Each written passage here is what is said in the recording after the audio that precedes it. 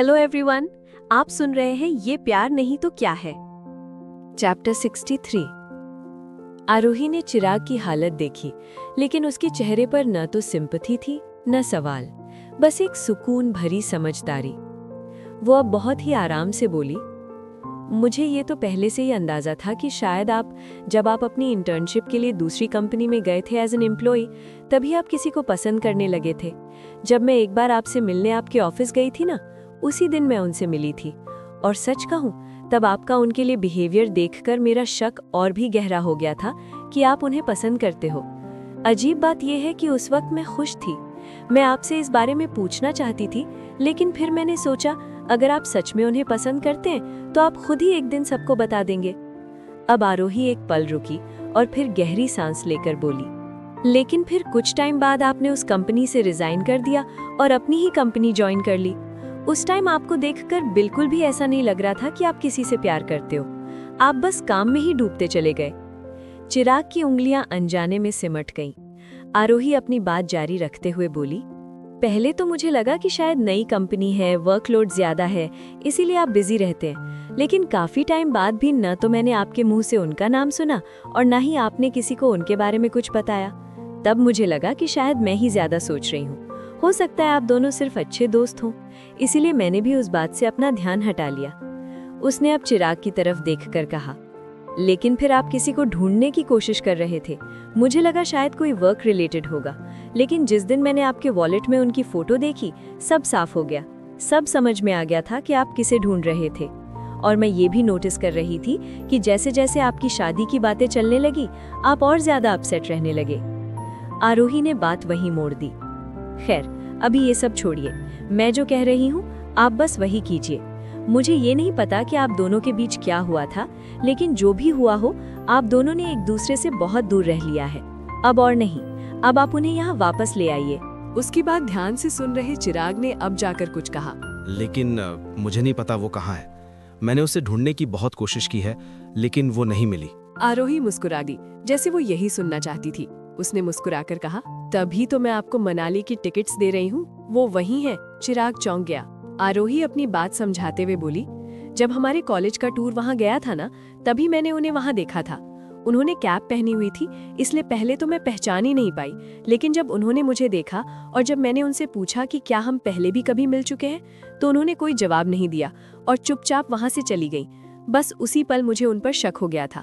मुझे लगने लगा था कि वो आपके सामने नहीं आना चाहती, इसलिए मुझसे भी दूर चली गई। उसने हल्का सा कंधे उचकाकर कहा, उस वक्त मैं कंफर्म नहीं थी कि वो वही है, इसलिए टूर से वापस आने के बाद मैंने आपके असिस्टेंट वैभव भाई से कहा कि उनके बारे में पता करे कि क्या वो सच में वही थीं, और अगर थीं तो क्या अब वो मनाली में ही रहने लगी हैं।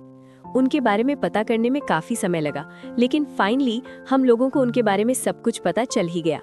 आरोही ने चिराग की आंखों में देखते हुए पूछा, तो अब आपको समझ में आया कि मैं आपको मनाली क्यों भेजना चाहती हूँ? चिराग ने हल्की सी मुस्कान के साथ हाँ में सिर हिला दिया।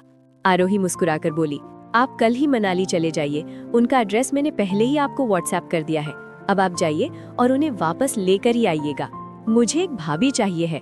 चिराग ने उसके सिर पर हाथ रखा और कुछ बोले बिना सिर्फ मुस्कुराकर सिर हिला दिया।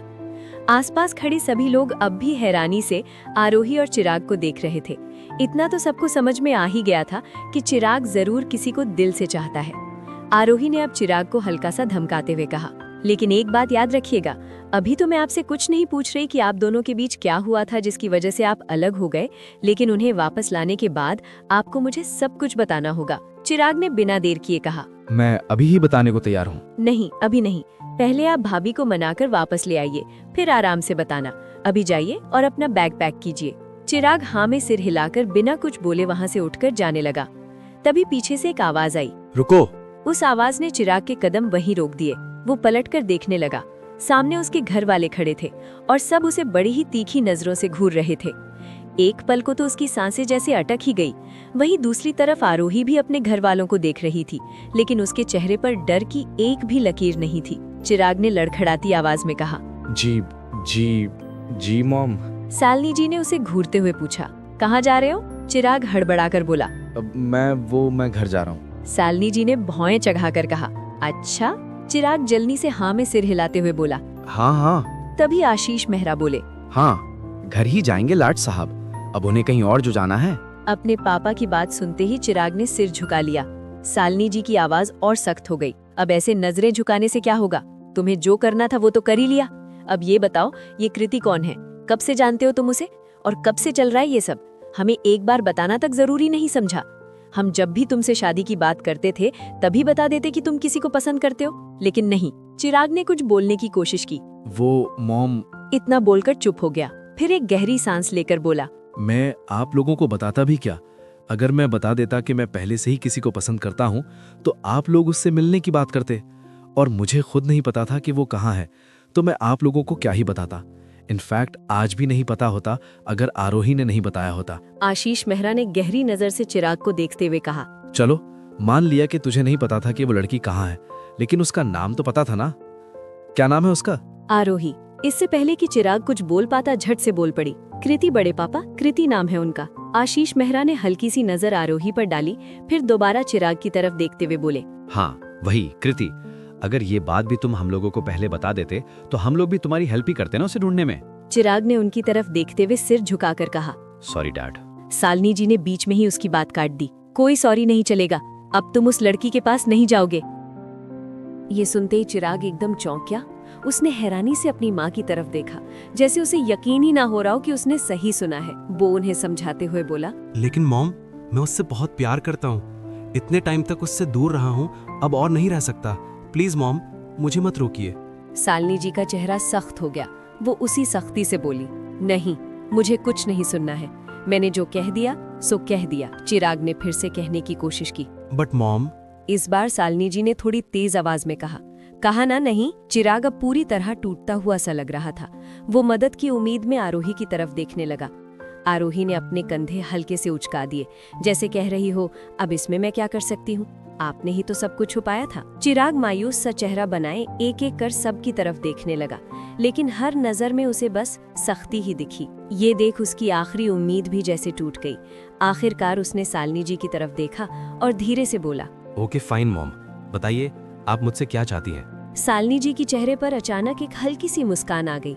वो मुस्कुराकर बोली, ये हुई ना बात। मुझे पूरी बात जाननी है। तुम लोग कब मिले थे, क्या हुआ था, और वो तुम्हें छोड़कर क्यों चली गई? सब कुछ अभी। उसके बाद ही तुम उसे मनाने के लिए जा पाओगे। उनकी बात सुनते ही चिराग ने राहत की सांस ली। उसने हल्के से मुस्कुराकर कहा, मॉम, क्या आप भी इतनी सी बात के लिए इतना डरा दिया? थोड़ा हल्का होते हुए बोला, अगर आप जानना ही चाहती थी तो सीधे कह देती, मैं सब बता देता। इतना डराने की क्या जरूरत थी? शालिनी जी ने उसे घूरते हुए कहा, हाँ, जैसे ये बता दिया था कि तू किसी से प्यार करता है। ये सुनते ही चिराग की मुस्कान गायब हो गई और बाकी सब लोग हल्का सा हंस पड़े। चिराग ने मायूस सा चेहरा बनाते हुए कहा, सॉरी मॉम, मैं आपको जरूर बताता। अगर मैंने उसे अपनी दिल की बात बता दी होती, मुझे तो ये भी नहीं पता था कि वो मुझसे प्यार करती भी है या नहीं। शालिनी जी थोड़ी हैरानी से बोली, मतलब अभी तक तूने उसे अपने दिल की बात भी नहीं बताई थी? चिराग ने हाँ में सिर हिला दिया। शालिनी जी ने सवाल किया, लेकिन क्यों? जब तू उसे प्यार करता था तो बताया क्यों नहीं? चिराग ने गहरी सांस लेकर कहा, वो मॉम, हुआ ही कुछ ऐसा था जिसकी वजह से मैं उसे बता नहीं पाया, क्योंकि मैंने उस पर भरोसा नहीं किया। जिस वक्त उसे मेरे भरोसे और साथ की जरूरत थी, मैं उसके साथ था ही नहीं। और जब सच्चाई पता चली तो गिल्ट की वजह से मैं उससे मिलने नहीं गया। मुझ में हिम्मत ही नहीं की उसे फेस करने की। जैसे तैसे खुद को स्ट्रांग किया उसे फेस करने के लिए, उससे बात करने के लिए, लेकिन तब तक वो जा चुकी थी, इसलिए मैं कभी उसे बता ही नहीं पाया। शालिनी जी ने घूरते हुए कहा, मतलब तूने उसे प्यार तो कर लिया लेकिन भरोसा नहीं किया। तुझे पता है ना, प्यार की पहली नींव भरोसा ही होती है। फिर हल्की नाराजगी से बोली, खैर ये छोड़, अब ये बता कि हुआ क्या था, और सब कुछ शुरू से बताना कि तुम दोनों कैसे मिले थे। इतना कहकर वो आराम से एक चेयर पर बैठ गईं। उन्होंने बाकी सबको भी बैठने का इशारा किया और फिर चिराग को देखने लगी। वहाँ सिर्फ मेहरा फैमिली ही नहीं थी, कपूर फैमिली, तनीषा और उसके डैड, कुणाल के मॉम डैड भी मौजूद थे। उन सब के बीच चल रही इस फैमिली कॉन्वर्सेशन को देख अरविंद कपूर ने देव मेहरा और आशीष मेहरा की तरफ देखते हुए कहा, अब हमें चलना चाहिए, काफी टाइम हो गया है। आशीष मेहरा बोले, अरे इतनी क्या जल्दी है, थोड़ी देर और रुक जाइए।